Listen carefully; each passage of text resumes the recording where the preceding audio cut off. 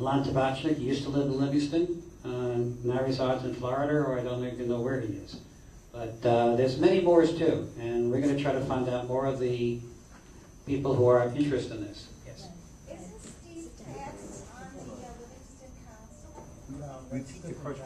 Is Steve Katz on the Livingston Council? No. No. No, there's another, it's not Steve Katz. Livingston agreed to. The judge denied the motion. However, we have the right to refile for another motion.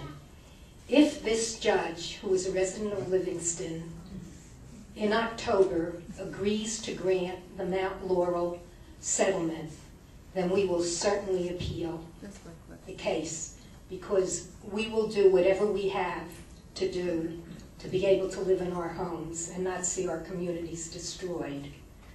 Yeah. Let me pick up for a second and just tell, there are two groups here, Livingston Short Hills Coalition and the Short Hills Association. The Livingston Short Hills Coalition is mainly made up of people who basically are in the near Deerfield section to the proximity of the monstrosity, and also some of the residents from Chestnut Hill. The real issue is, why are the rest of us here? The rest of us are here because one of the things that we're possibly doing is taking the billboard that's on their property and running a sign and putting on it, this is what's going to be built here. And it's owned by CBS, it's not owned by TNB. I have a right to put whatever thing we want it. So we're thinking of doing a joint billboard with Livingston Coalition and Short Hills Association. But we're going to do a lot of creative stuff. But really the most important thing that can be accomplished is Livingston has to be up in arms. And if they're not, so we give a question to yeah, well, they're not, it's going to be very difficult for us. Yes? Can you tell me what are the variances that they're receiving? What is the permitted height in that zone? Your point is well taken. They are not given any variances. All zoning laws are... Getting a remedy, what could they build without the Probably nothing more than like 30 feet, 35 feet. I mean, they didn't let the medical building get built, which was... The medical building got turned down because of protests. Not that they didn't build. No, but the town themselves came up and said the medical building didn't fit within the master plan, and it was too high. The medical building was overdevelopment of the land, and it was turned down because it needed many variances. And when you ask, what can we do, the fact that there are so many people here tonight who can't... My name's Tom Hiller. I'm a former president of the Short Hills Association and a member of the council of the Short Hills Association. I think it's helpful to get a little perspective here. These builder suits are a means by which it's a remedy given to builders to, in effect, compel towns to meet their obligations under their core obligations. The fundamental idea is that towns have violated the constitutional rights of the citizens by not providing affordable housing. As a result of that, there's an emphasis on allowing housing to exist where it otherwise wouldn't. What that means is, and it can be shown in this case, is that as part of a settlement, the town agrees to give the zoning to the developer that it wants in order to build what it intends to build, to provide the element of co-housing and to make a profit. So what it means is indicated just a moment ago, the zoning is thrown out. So if you look at what is it zoned for now, it doesn't make any difference. The settlement that was reached between Livingston and TMB provided for enactment of changes to the master plan and the zoning rules. That was going to be part of the deal.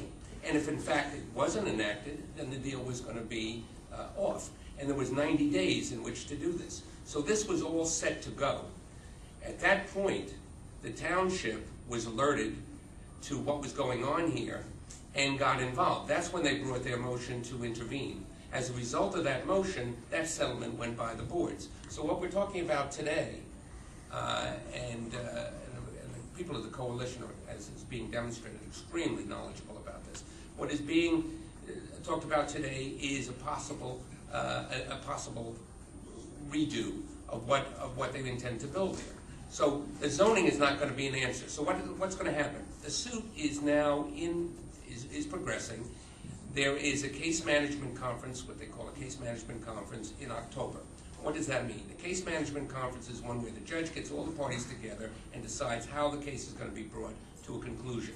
What does that mean? It means that between now and October, there's talking going on or not going on, and things are going.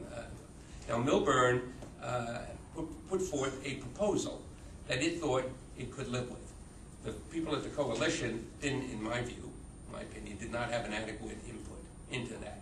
Nevertheless, it was not accepted by the builders, so it really doesn't matter. But so we're focusing now on how is this going to be resolved. It's going to be resolved in one of two ways. It's going to be resolved by the judge, Carey, deciding whether or not to grant this remedy, and he will decide the zoning. He will be a one-person zoning board, in effect.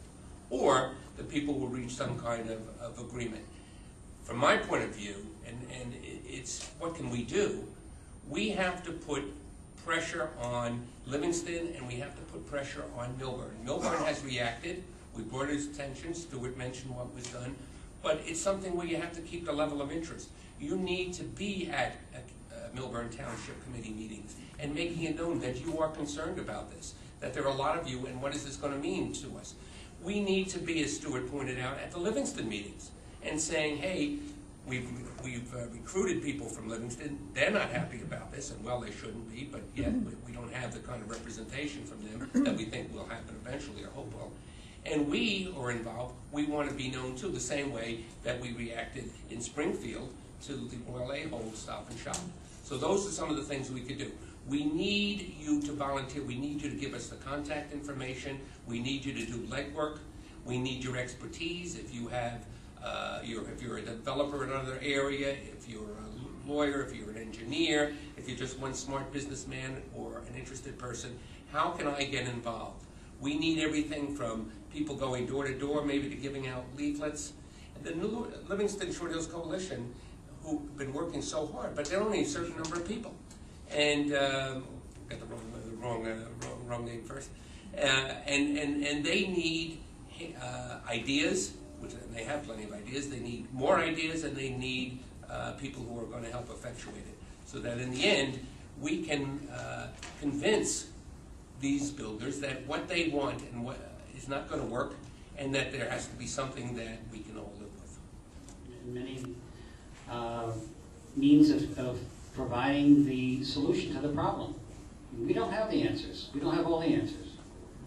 We will publish, by the way, the meeting dates for both Livingston and Milburn at our website. So if you just tune into the website, you'll know the dates where Livingston will hold their meetings and Milburn theirs. Yes, back. There's an environmental problem.